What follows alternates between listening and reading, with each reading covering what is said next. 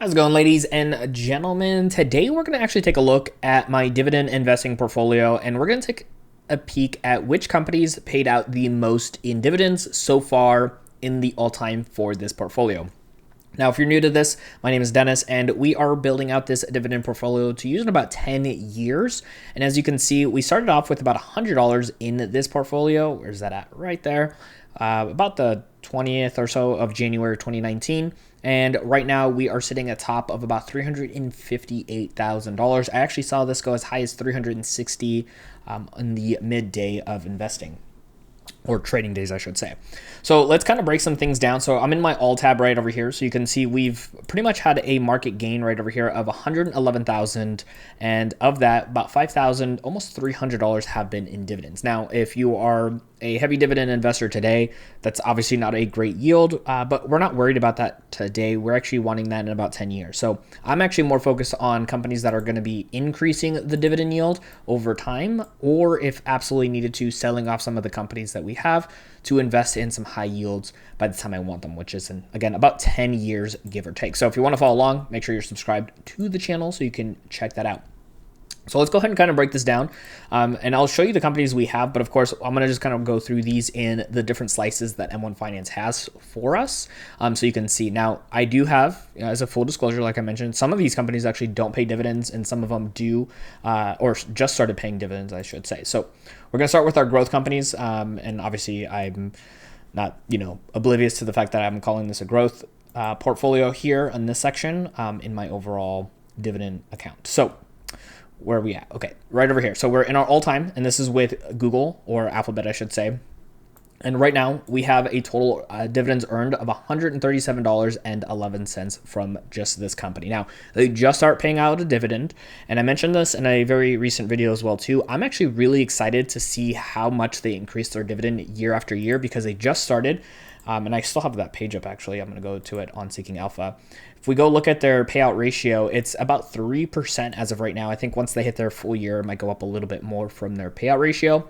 But most companies are average around 60%. So what this really tells me is that we're going to have some incredible years of growth when it comes to dividends. And I'm talking, my guess, obviously, 15, possibly even 20% growth for years to come. So I'm really excited that even if I don't end up buying any more stock of Alphabet, which right now I still am because of my average and then where the actual PE ratios with this company, I'm still buying in pretty heavily, that I might even be able to stop investing more into this company, but those increases from just the dividend increases are going to have a massive impact on how much I'm making. And I'll just give you a quick example before we move on to the other companies here, just because I love bringing out the calculator here for myself. I do this on my own most of the time. So, for example, we have 350 shares, and I'm going to have to bring that calculator back in here for a second. So we can see over here. So right now, they are paying 20 cents a dividend, or 20 cents per share right now. So obviously, if we add that up right now, so per quarter, about $71.40, give or take, right? So then I'm going to bring in my second calculator here. So if we can expect them to, let's just say they do a whopping 20% increase, that's 4 cents right there, right? So we're going to add that into our 20 cents and add that into our total shares. So just per quarter, obviously not even a full year, just per quarter, this is going to be that difference, right? So if we minus 71.40 right here, that's a $14.28 difference for having done nothing more if they increase it by 20 cents per quarter. And then obviously if you do times 4 for a year, that's about $57. Not a lot of money, but again, as we continue to do this, if they keep increasing 10, 15, 20% per year, plus buying more shares of this company, we're going to see this happen, or have this increase pretty substantially, and having those percentages really make an impact on how much more is coming into our account. One of my favorite things about dividend investing, by the way. So let's go ahead and move on to the next company here. So next up is going to be with Amazon. I am going to go in here even though it is zero, just so that we can see here. So obviously Amazon does not currently pay a dividend, but if they do in the future, we have about 225 shares. So that'll be nice to come in. So as of right now, obviously Google is number one since it's the only one. So next up here is going to be with Meta. So Meta had started paying a dividend also this year as well. You can see here, this one is at $99.41. So not as much as Google at this time, but still, it's really great to see companies like this starting to pay out dividends, and excited to see where it is down the road. So let's go ahead and hop into our finances here. So in our finance section here, we have about three companies, or we have exactly three companies, not about, we have three. We have SoFi in here, which we don't actually have any dividends coming in just yet, but I'm super excited that in the future, one day, don't want it now because I want them to continue to grow. When they do start paying out a dividend, we currently have, as of this recording, nearly 6,450 shares. So that's going to be some really, really nice dividends coming in the future. And then we're going to go to Discover is the next one here. And you can see here, that did change. Okay. So you can see right over here, the dividend earned is going to be $780.75 in its lifetime so far. So definitely takes the cake as of right now, as we're going through this list to see which companies are paying out the most. So that money so far has been reinvested back into this portfolio, not necessarily back into Discover by themselves, but what I'll do is actually invest into the companies that are performing the worst at this time. So sometimes it could go back into Discover, other times it goes back into just other stocks into the portfolio. It's the way I prefer, but you can actually have it go back into the underlying fund that actually paid out that dividend. So next up here is going to be with Ally, obviously another financial company. So this one actually paid out a total of $838.29. So it's actually more than Discover Financial has actually paid out so far as well. So looking really good so far. These companies are paying out. We're getting this money coming in and we're compounding this. We're reinvesting it back into the portfolio. It's so great to see that money coming into the cash account and then getting reinvested automatically for us. Now, next up is going to be our tech section right over here. Now we got Apple and Microsoft. So if we go into Apple itself, we could see Apple has paid a total of $251.23. Definitely nowhere in comparison to some of these other companies.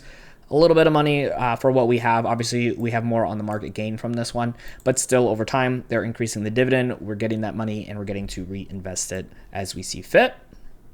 And then over here, we can see Microsoft right now. We have a total of $398.75 that we've earned from Microsoft.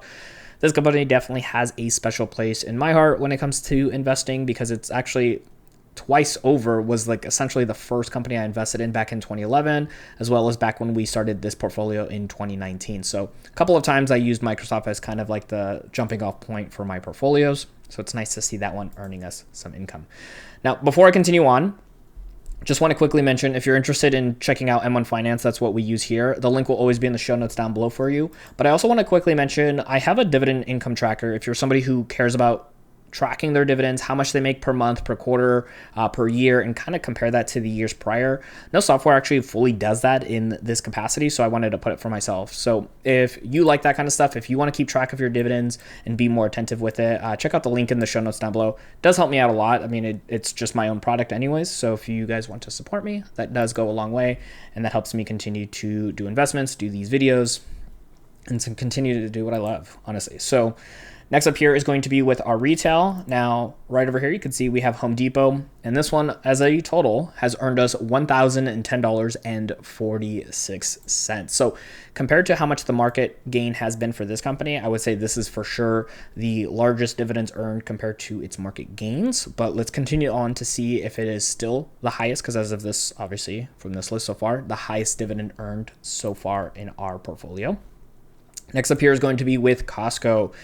Now, Costco does pay out special dividends, so this definitely has helped the dividends earned be much higher than if it was just the regular quarterly payouts. You can see we got almost $400 in earned dividends from them. That last dividend payout that was special was actually at the beginning of this year, so it was a really nice increase to have come in to be able to invest in the rest of the portfolio. Now, next up here is going to be with our travel. Now, here with our travel, you can see we have Airbnb and we have Booking.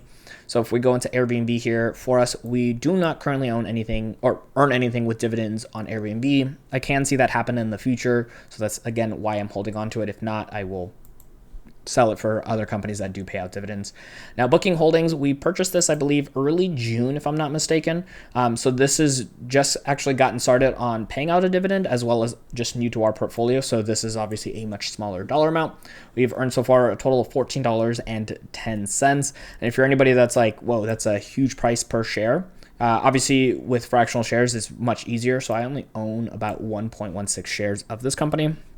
But because of that price point, not as many people might be buying into it, but fractional shares lets me buy in small increments. So It's a big feature of what I love about M1 Finance. Now, last on this list here for us, you can see is going to be with an ETF. Now, for this ETF here, you can see a total. This chart looks a little funky because I had it a long time ago and then repurchased into it. So our dividends earned since I've ever had this in the portfolio has been $7.38. I actually think we're getting another payout here in either a couple of days or in a few weeks as well too. So that will go up over time. But obviously from all of these companies, the biggest one from the dividend earned is going to be with Home Depot, taking the cake at that $1,010.46. Now, like I mentioned, I just take these dividends and reinvest them back into my portfolio, usually just into the companies that are performing the lowest at that current time, not necessarily the company that pays out that dividend. Now, honestly, let me know in the comments down below. Are you somebody who prefers to have the dividends that paid out from a company go back into that company? Or would you take that money and invest it into any of the stocks in your portfolio that are performing a little bit lower? That's what I love to do. So I'd love to hear from you and your stance on that. You know, no wrong answer, obviously. So just let me know which way you kind of go and why you decide to go that way, honestly. So like I mentioned, if you want to also check out in the show notes down below, I'll have my M1 Finance dividend income tracker. You can go ahead and purchase that right now. So you can start keeping track of your dividends, fill in from years prior if you want to, and start counting forward as well. And I want you to keep on learning more and watching more content around finance because I know it can help you out. So I'll put a video right over here on screen for you to keep on learning.